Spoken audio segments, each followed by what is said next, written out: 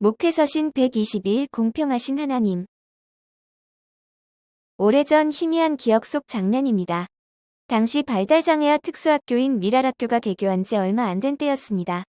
송년 모임으로 모인 자리에 뇌성마비 장애를 가진 송명희 시인이 초대되었습니다. 강단에 오른 그녀는 건강이 안 좋은 듯 몇 마디 감사의 말을 힘겹게 이어갔습니다. 그리고 우리는 송명희 시인의 나라는 찬양시로 공평하신 하나님을 찬양했습니다. 나 가진 재물 없으나, 나 남이 가진 지식 없으나, 나 남에게 있는 건강 있지 않으나, 나 남이 없는 것 있으니, 나 남이 못 본 것을 보았고, 나 남이 듣지 못한 음성 들었고, 나 남이 받지 못한 사랑 받았고, 나 남이 모르는 것 깨달았네. 공평하신 하나님이, 나 남이 가진 건 나 없지만, 공평하신 하나님이, 나 남이 없는 것 같게 하셨네. 뒤이어 미랄학교 이사장이신 홍정길 목사님이 등단해 이렇게 말씀하셨습니다. 송명희가 하나님이 공평하다고 하면 하나님은 정말 공평하신 분입니다. 다윗은 아론 자손을 24계열로 나누어 제사장 직무를 수행하게 했습니다. 또한 제사장을 도와 성전에서 봉사할 레위 자손의 24계열을 정했습니다. 이 과정에서 다윗은 제비를 뽑아 직무를 나누고 일을 정했습니다. 제사장들의 직무는 차등이 없이 나누어졌고 레위인들의 일도 장자 가문이나 막내 동생 가문이나 다름이 없이 공평하게 정했습니다.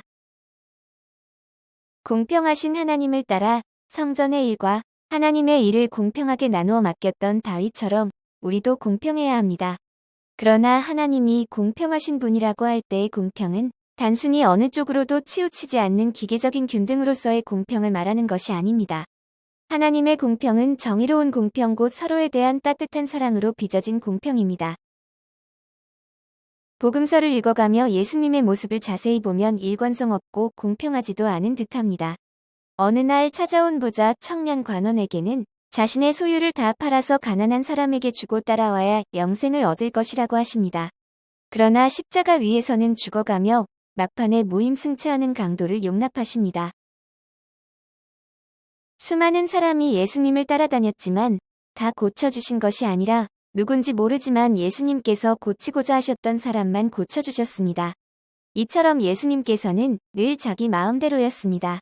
예수님에게서 발견할 수 있는 딱 한 가지 일관성이란 주님이 만난 사람에게 큰 사랑을 베풀어 주셨다는 것뿐입니다. 이 부분에서 목회적인 깊은 고민이 있습니다. 실은 교회에서 그렇게 주장하는 일관성과 공평성이라는 것이 혹은 질서라는 것이 참 예수님 닮지 않았다는 생각 때문입니다. 흔히 우리가 누구를 돕고자 할 때 이 사람에게만 해주면 다른 사람은 어떡합니까? 공평하지 않아요 라고 하면서 결국은 아무것도 할 수 없게 되어버립니다. 누군가 큰 소리로 그래도 기준이 필요한 것 아닙니까? 라고 외칠지 모릅니다. 하지만 예수님의 라이프 스타일에는 세상이 말하는 기계적인 공평과 같은 기준은 존재하지 않았던 것 같습니다. 그래도 한 가지 기준을 말해야 한다면 그 순간에 주시는 하나님의 마음이 기준이었습니다. 목회를 하면서 자꾸만 스스로 막아서게 되는 것이 있습니다. 특히 교회가 조금씩 규모와 조직을 갖춰가면서 더 머뭇거리게 되는 것이 있습니다. 내가 이렇게 하면 형평성에 어긋나 다른 사람에게 상처를 주면 어떡하지? 하지만 하나님의 마음으로 한 일 때문에 누군가에게 비난을 받아야 한다면 그것 역시 예수님의 스타일이 아닐까요? 단지 우리가 염려해야 할 것은 우리의 욕심과 죄로 인해 공평과 사랑을 외면하게 되는 것이 문제가 아닐까요? 드림센터 건축과 함께 교회 안의 체계적인 조직과 질서에 대한 요구가 부쩍 많아졌습니다. 교회 안에 소외되는 사람이 없도록 일관성과 형평성을 갖추는 것이 중요해졌습니다. 그러나 가만히 2000년 교회의 역사를 보면 교회가 너무나 조직적이고 체계적인 교회가 되면서 하나님과 멀어져가고 있었다는 생각을 지울 수가 없습니다. 모순 같지만 어떻게 하면 전혀 일관성 없는 교회가 되어 가장 교회다운 교회가 될 수 있을까요? 어떻게 하면 전혀 공평하지 못한 삶을 살아가며 가장 진실한 사랑의 삶을 살 수 있을까요? 어떻게 하면 전혀 공평하지 않아 가장 공평한 공동체가 될 수 있을까요? 오늘 하루만이라도 우리의 공평의 잣대를 내려놔 보면 좋겠습니다. 그냥 하나님이 주시는 마음을 따라 은혜가 미치는 대로 하루를 살았으면 좋겠습니다.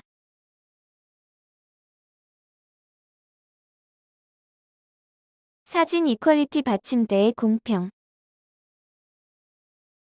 에퀴티 받침대가 공평한 건 아니지만 모두가 경기를 볼 수 있는 결과적인 공평. 리얼리티. 그러나 우리의 현실은